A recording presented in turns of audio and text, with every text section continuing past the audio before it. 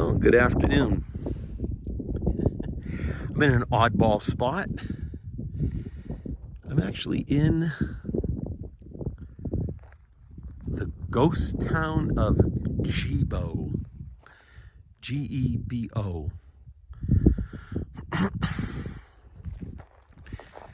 To the best of my knowledge, this was actually kind of a thriving area, small town. I'm not 100% sure of the full story behind it, but it had something to do with, well, basically like a lot of ghost towns. The mineral wealth went away. See, there's a lot of junk and old walls and whatnot. But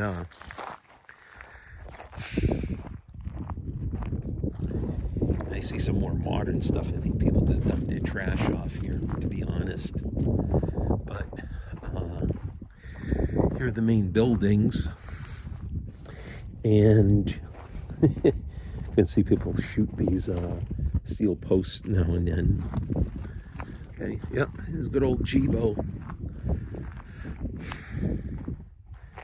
Yeah, I just did a little bit of light reading on it. To the best of my knowledge, it was a railroad town. And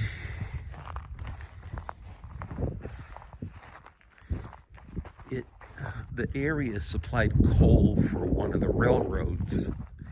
And it went on for a while, but then I believe the coal ran out. And then something to do with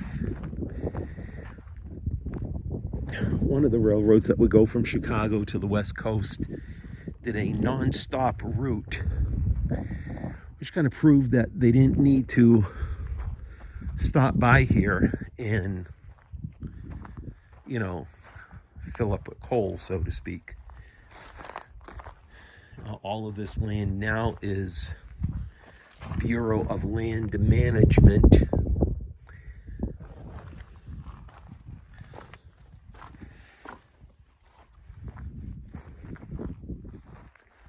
You can see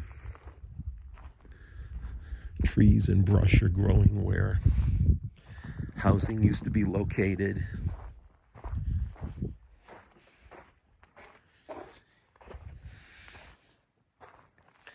The housing is made out of looks like the local stone anyways.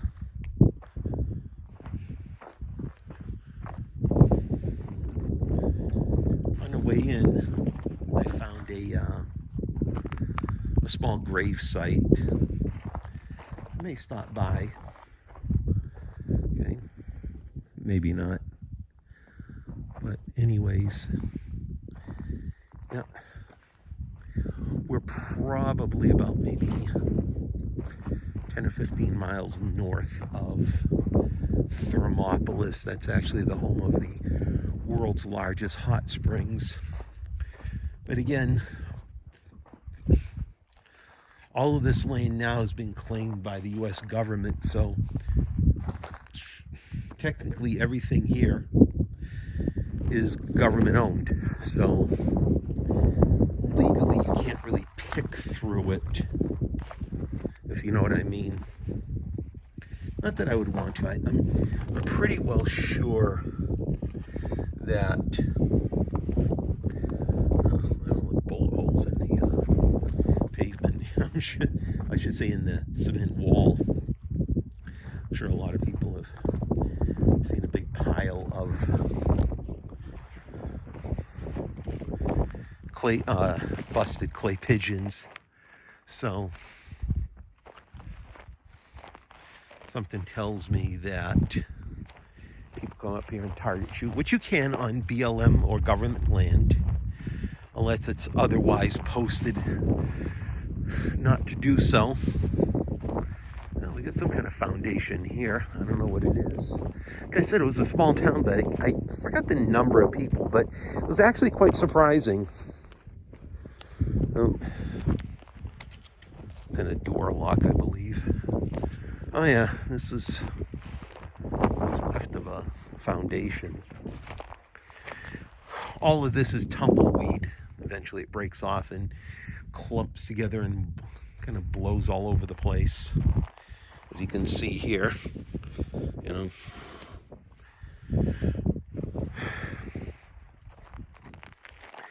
One of the pains about it is that it has seems like it has these little seeds that if you wear low-cut boots or shoes, they get in your socks, and I got one of the seeds right now digging into me right now. So anyways, yeah, so some people have asked about ghost towns, and there's quite a few of them out west. There's another one up in the mountains over there, Kerwin. I don't know the full story behind it, but I'm definitely going to do a little bit more research on that topic. But like I said,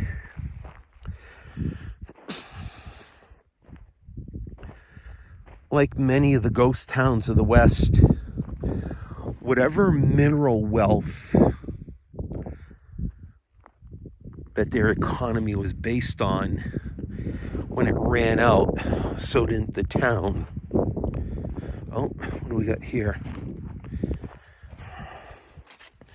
That's some kind of strange foundation here. You're gonna find a lot of stuff. Something tells me that, you know, it's okay now, but I bet in the summertime, I bet you'd kick up a rattlesnake or two. I could be wrong, but I'm not going to test that theory, if you know what I mean. Oh, yeah, like I said, there's some good old tumbleweed. Its actual name is Russian thistle, because it actually came from the steppes of Ukraine and Russia. Immigrants brought it over.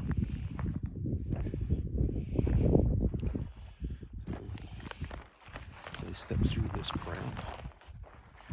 Oh, yeah. Watch where you step. There are nails in these boards. Like I said, every little scrap out here is considered government property. So, like, well, if this wasn't full of bullet holes and say I wanted to take it legally, I couldn't. Not that I would. Oh, what do we got here? We have a old sneaker. A lot of tin cans.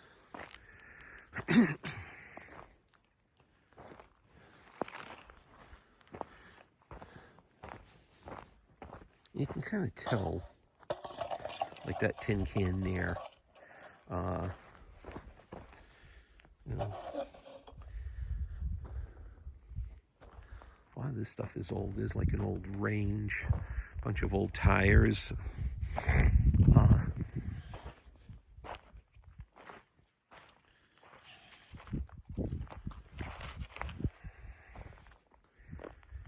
Found some old bedding, I should say, like bed frames. So, you know, like I said, again, in the middle, oh, there's some slag. Okay, coal slag. When the coal ran out, in this case here, I believe it was more the fact that cow tracks. This almost looks like Brigham tea, but it's a type of sage. But you can see all this junk all over the place. Yeah, a lot of broken bottles.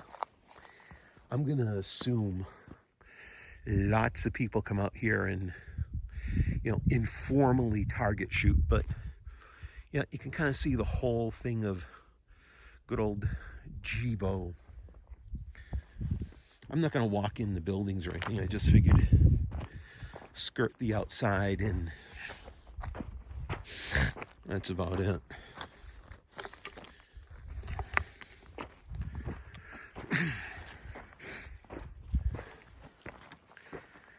Wyoming has quite a few of these places.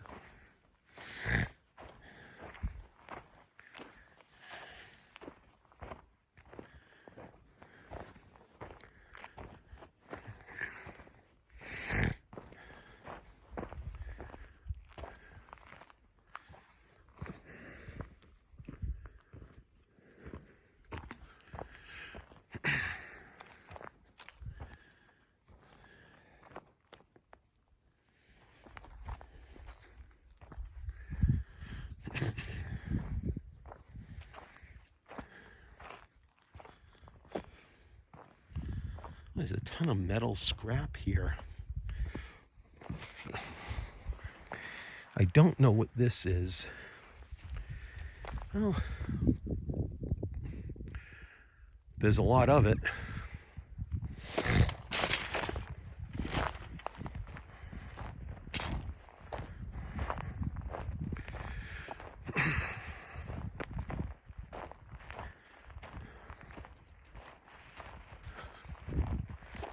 Oh, what do we got over here?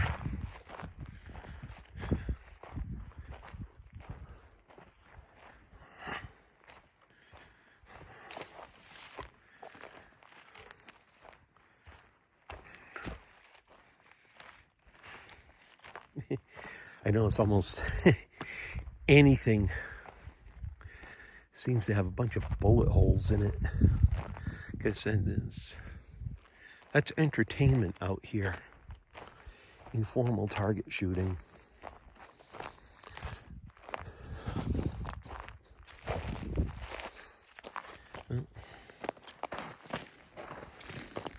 Ant nests. I see a ton of them out here too. They're not fire ants, but there's some kind of red ant.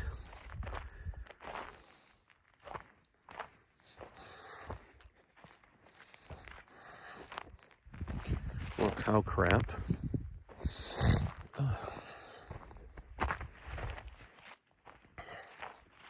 Yeah, it's quite chilly. It's about 36. It was warmer last weekend and it cooled down, but then next weekend was supposed to hit maybe 57 or so. Okay. Oh, here's another foundation. And then you can see on the hillside over there, there's some kind of what was a structure. Okay.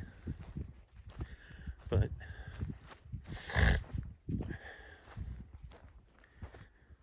anyway, oh, lawnmower blade.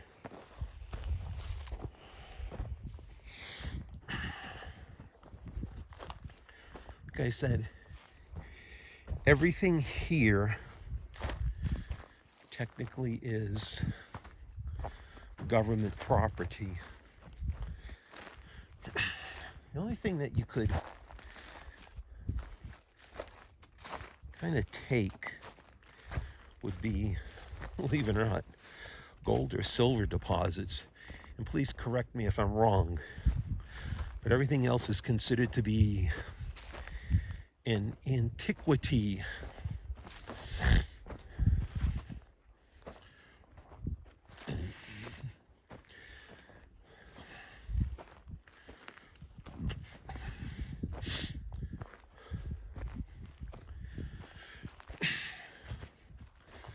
A lot of this stuff is